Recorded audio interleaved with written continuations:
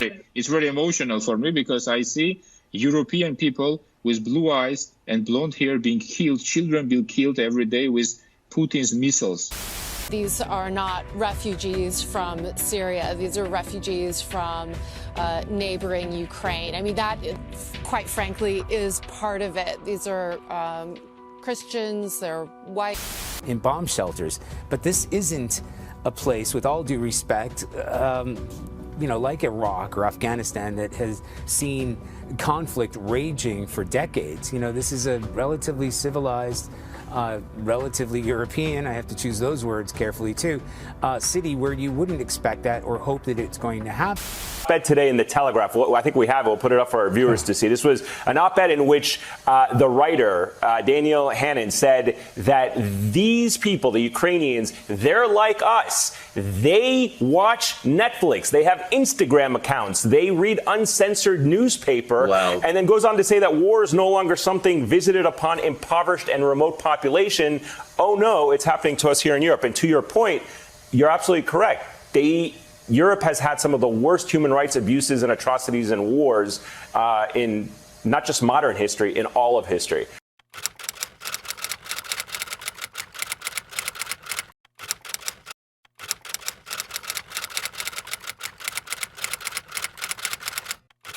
Hey, what's up guys? Welcome back to Naily by Nature. My name is Naily. If you are new to this channel, thank you so much for joining me today. I'm just gonna jump straight into today's video, which is basically about an observation that I've made about the situation that's happening right now in Ukraine. If you have not been keeping up with the news, recently Russia has invaded Ukraine and there has been international support for Ukraine. The West, and when I say the West, I mean the US and the EU, has been supporting Ukraine with weapons, with money, pretty much supporting them to fight off Russia and really standing with them to defend their country. I think that the amount of support that Ukraine has received is something that feels almost unprecedented, because I haven't seen this level of support for black and brown countries that have been invaded before. Just seeing the amount of international support for Ukraine, seeing the national support for Ukraine here in the US, with American citizens, seeing how American companies are supporting Ukraine, whether it's Airbnb,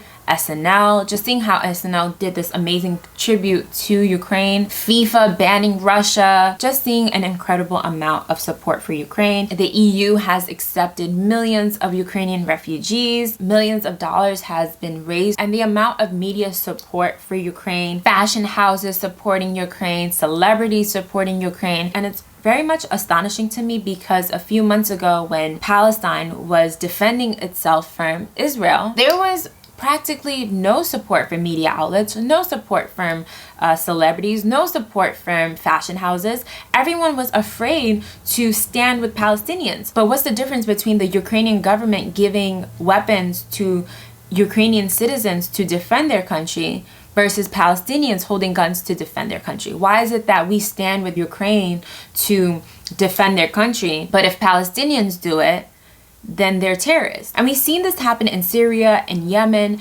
and there's just been no support for Middle Eastern people. Better yet, where was the support for Afghanistan when Russia invaded them in 1979? There was practically no support. Just seeing how much support Ukraine has received and how the president of Ukraine is being hailed as a hero and the people who are fighting for Ukraine are being hailed as heroes made me realize, well, why the fuck are Palestinians being told that they're terrorists if they pick up arms to defend their country? Why are Palestinians being told that they cannot fight for their country?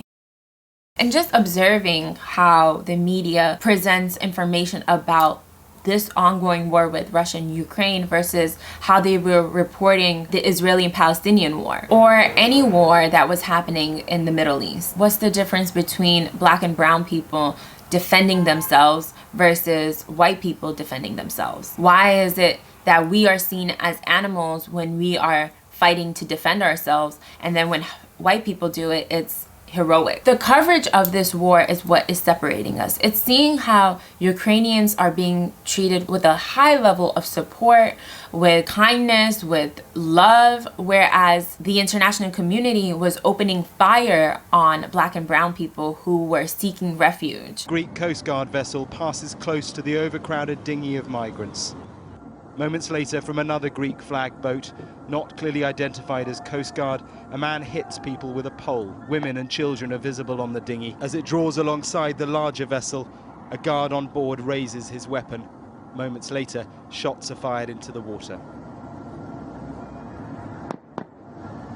Seeing how refugees were being put into cages, how they were opening fire on refugees, how they were allowing them to die right in front of them, how they felt like when Black and brown people come to their country for refuge, it's because they are animals, that they are terrorists, but Ukrainians are being received with open arms. And what's so obvious to me is that when people realize just how much they're being treated differently from white people, naturally that builds some level of resentment, right? You start to feel anger, you start to feel frustration, you start to feel like, fuck this, like I don't want to even support Ukrainians, right? Because people start to feel like, you know what, they have more than enough support. No one gives a fuck about people who look like me. And I think that is exactly the whole purpose of this, is to separate us, is to make us feel like these people are different from you. And that's basically what they're doing. It's like even the way the media is reporting what's happening in Ukraine and Russia, it's like them blatantly saying like, oh my God, I can't, it breaks my heart to see, you know, white people with blonde hair and blue eyes just suffering. And it's like, because you naturally feel like suffering is only for Black and brown people, that Black and brown people are innately animals, that we are only capable of destruction, corruption, violence, you know, murder, like this idea that only Black and brown people are corrupt. So the fact that war is happening in white land is shocking to the world, because war no longer happens on the land of white people. It happens on the land of Black and brown people. SNL did this amazing, beautiful tribute for Ukraine when Russia invaded them. SNL did an entire comedy sketch when Afghanistan was being invaded by the US. It's the way the media, it's the way celebrities, it's the way fashion houses, it's the way that the people with power are presenting this entire conflict to us, is blatantly showing us that white people will always be here. White people will always be treated differently from Black and brown people. And if you cannot make those connections, and if you feel like this is not the time to talk about it, you are part of the problem. This idea that Black and brown people are incapable of being civilized, when in fact the West has continuously interfered in Black and brown countries, in our elections, in our war, supporting rebels, to ensure that Black and brown people never thrive. It's always to keep us down. It's always to make sure that Black and brown countries are constantly and forever the laborers. It's how Shein and all these fast fashion brands can survive, because we have Black and brown countries that we fucked up and continuously put them down so that they can be machines. It's insane to me how much the Biden administration has supported Ukraine, and it's at the cost of what? It's at the cost of American people. The amount of sanctions they're putting on Russia is inevitably going to cause a recession here in the US, and we're already headed for that because the pandemic had major effects on people here. Biden ran his entire campaign that he was going to cancel student loan debt. And then a few months ago, he was like, yeah, that's not happening. Student loans resume again. And it's like, how do we have money for war and to support another country to fight for themselves, but we have no fucking money to cancel student loans? It's like, where are the priorities here? And are we really trying to pick a fight with Russia? This motherfucker Putin is crazy as fuck. We're having like an indirect war with Russia, and this is a country that has nukes. Are we ready for that? To like live in fear that like at any moment we can be nuked? It's like me and you being in a pool of gasoline, and you have 3 matches and I have 2.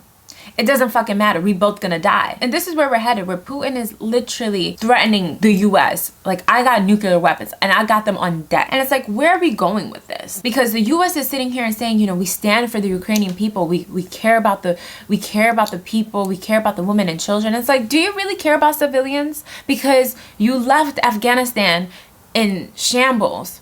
None of the money that we thought was going there to help the Afghani people actually ever made it to them. It went to US military corporations. Do we really give a fuck about people? What is this war going to be about? What is the economic impact going to have on the people? Also, just seeing how much sanctions are not affecting Putin and his government, it's affecting the Russian people who are not for this war, who cannot protest because they'll just be jailed. They'll just be criminalized. I just feel like the way this entire situation is being treated is something that I've never seen before. I think about how much the West has interfered in black and brown countries, meddling in elections, supplying weapons, creating rebellions, funding rebellions. We killed Gaddafi. We killed Saddam Hussein. There is a slave trade happening in Libya right now. Iraq is in shambles. So it makes me question, were those people better off with their awful dictators than they were with the US? Has the US successfully fulfilled freeing people? No, because when they leave,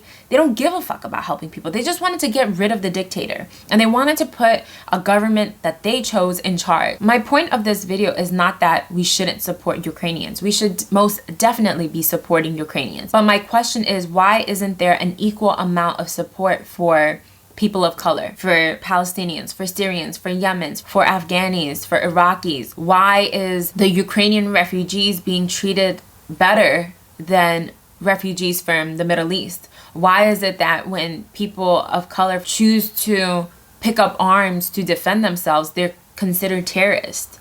But when white people do it, it's heroic. It's the way the media is completely biased and racist in the way that they have presented information to us about different conflicts and who the victim is and who they choose to portray as the victim. People might think this video is insensitive because it's like, this is not the time to talk about this. And it's like, when is the right time? Why does it make you feel uncomfortable to talk about the inequality that exists right now as we speak? And the idea is to ensure that black and brown people continuously just shut the fuck up and endure more and more corruption and pain and violence, because the way the media constantly portrays us is as if we are actual animals. Malcolm X has an incredibly powerful quote where he says, if you're not careful, the newspapers will have you hating the people who are being oppressed and loving the people who are doing the oppressing. And I think that's exactly how the media controls the narrative of the plight of people of color, is to constantly ensure that we are on the side of the people who are doing the invading, that we are on the side of the people who are dismantling countries in the way that the US and the EU has dismantled the Middle East. It's continuously thinking that people in the West are civilized and that black and brown people are animals. It's the way these fashion houses and celebrities show their undeniable support for Ukraine but choose not to do the same for people of color. It's the way that millions of dollars can be raised overnight for Ukraine. It's the way that US companies can gather together to make sure that they can create donations and foundations for Ukraine, but none of this was done for Afghani people, for Iraq, for any of the Middle Eastern countries. It's like, oh, this is just what happens to them. This is how they are. It's never taken the time to understand how the US meddles into their affairs. It's never taken the time to see how there is an actual goal to systematically oppress black and brown people. And like I said, this video is not at all to say that we shouldn't be supporting Ukrainians.